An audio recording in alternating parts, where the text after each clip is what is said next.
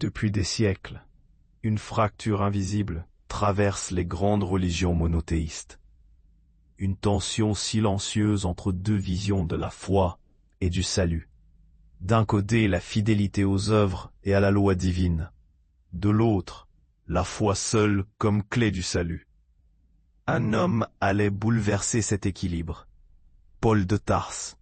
Il n'a jamais connu Jésus de son vivant. Et pourtant, il s'imposa. Un coup d'état théologique. Une vision sans témoin. Une réécriture radicale du message du Nazaréen. Jésus n'a jamais rejeté la Torah. Il l'a purifiée, rappelée, accomplie.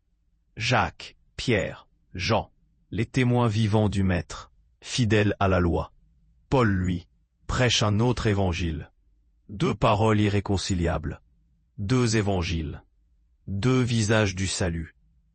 Mais l'histoire ne retient pas Jacques. Elle choisit Paul. Et l'Église en fait son socle.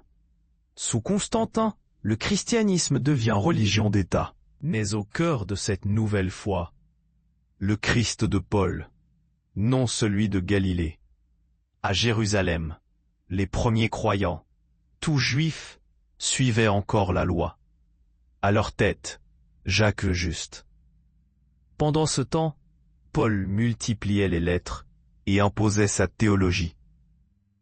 La balance pencha. La loi s'effaça. La foi fut absolue. Et avec elle, une rupture.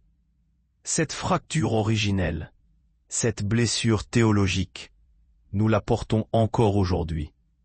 Elle sépare les hommes, divise les croyants, et nous éloigne, peut-être, de la vérité première.